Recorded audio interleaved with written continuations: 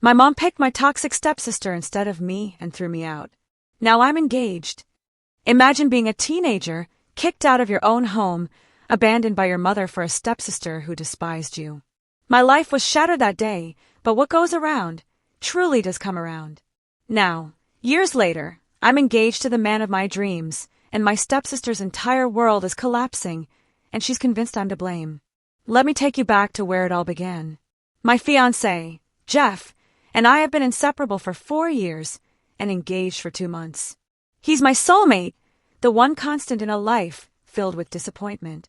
My parents divorced when I was 2, and my father vanished, only reappearing as a child support check. My mother, well, she wasn't much better. Growing up, I was raised by nannies, while she, young and vibrant, chased friends and dates, her freelance art career thriving enough to sustain us thanks to those child support payments. I honestly believe that without that money, she would have kicked me out long before I was ever old enough to fend for myself. I was just an obligation, a burden she couldn't wait to be rid of. Then, when I was around 13, she met Matt, who would become my stepfather. Matt had a daughter, Jess, who was my age. I remember the day my mom brought them home. She actually told me to be on my best behavior, something she'd never cared about with her dozens of boyfriends before. That's when I knew Matt was different. This wasn't just another casual fling. Initially, everything seemed okay. They were all polite, and I had no idea the hell that was about to unleash itself on my life. Soon, Matt and Jess were practically living with us. I didn't mind at first. I just wanted my peace, and for a while I had it. Jess spent half her time at her mother's, so it wasn't constant. I didn't care for any of them, least of all my mother, so neutrality was a relief. But then, the shoe dropped. My mom announced that since they were officially moving in, I'd have to share my room with Jess. My room. The one place in that entire house where I felt safe, where I had privacy and control. I refused. That room was my sanctuary, my only haven. A massive argument erupted. My mother, in a fit of rage, threatened to kick me out. I was 14, but I knew the law. She couldn't legally do that.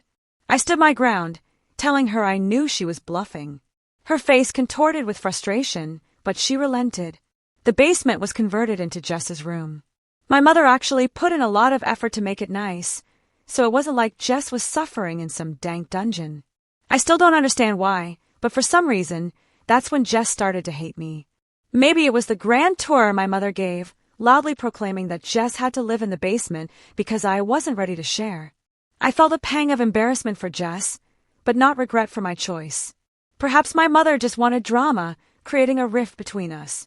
Whatever her motive, it worked. Jess transformed into my personal tormentor. She would be vicious, telling me things like my father probably left my mother because of me, then she'd laugh like it was the funniest joke. She mocked my weight, my acne, my hair. At school, she weaponized her clique against me, turning silent avoidance into active, public bullying.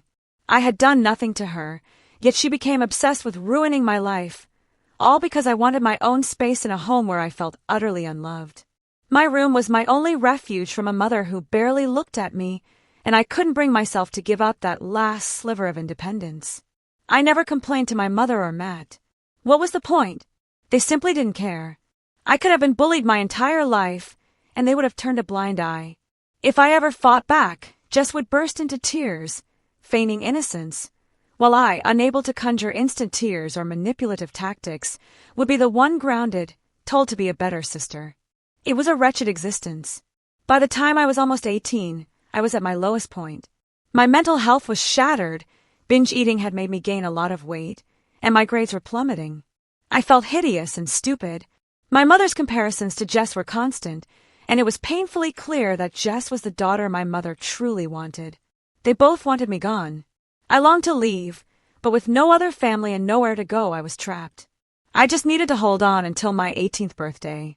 Then, just weeks before I turned 18, the incident happened. Jess had started hanging out with an older crowd, drinking and probably doing drugs. I knew, but I stayed silent, fearing it would only backfire on me.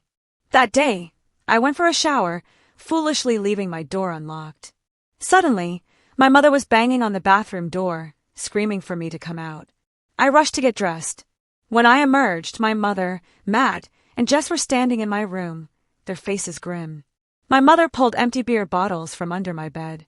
Then, the real horror, a huge plastic baggie filled with what I now know as weed. Jess had planted it. My parents erupted. They screamed, calling me a disgrace, a waste, a freeloading addict.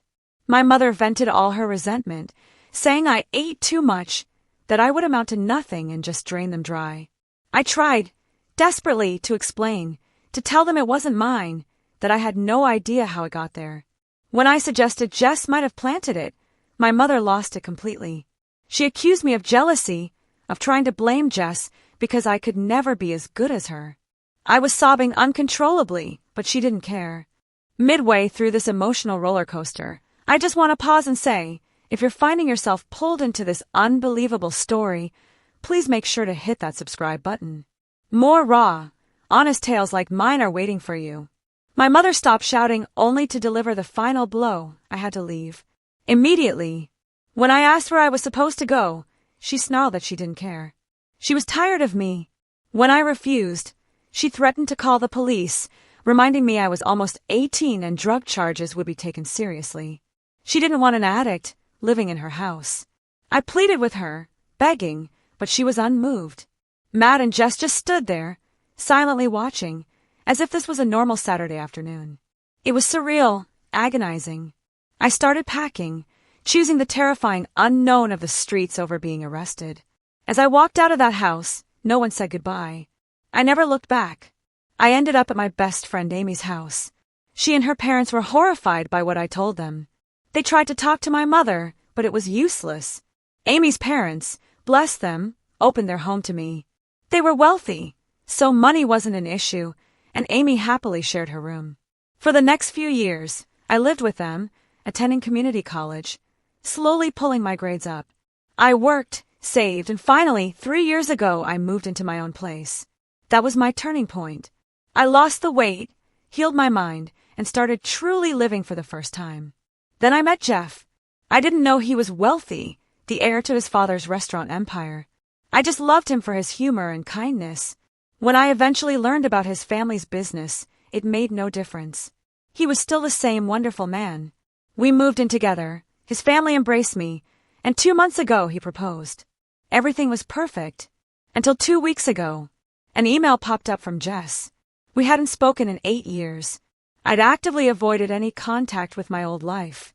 But the email was an apology. She admitted to planting the beer bottles, and weed to get me kicked out. My gut screamed that something was wrong. Why now?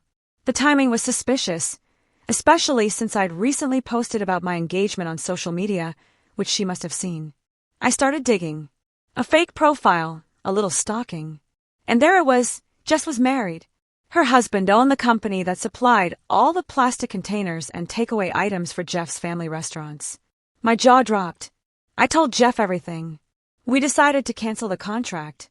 Honestly, it was already costing us too much, the quality had gone downhill, and Jeff was already looking for a new supplier with better prices anyway.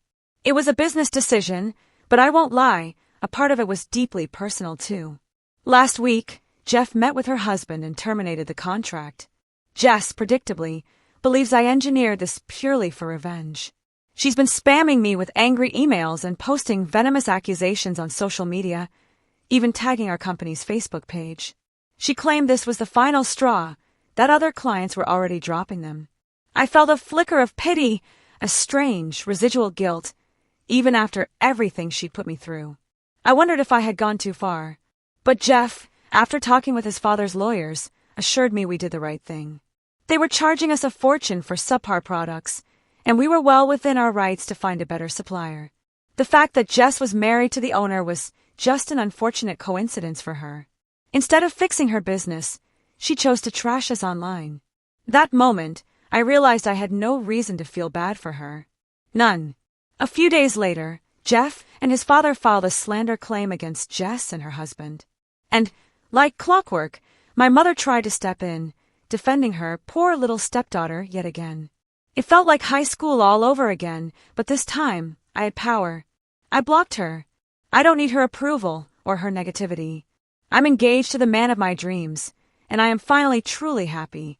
And then, The best news: we won the defamation lawsuit. Jeff's father's lawyers were absolute sharks. They tore Jess and her husband apart. They had to pay, and we reached an agreement. Finally, it's over. Now, all our energy is focused on planning our wedding. I've waited a lifetime to find someone like Jeff, my true soulmate, and I will never let him go.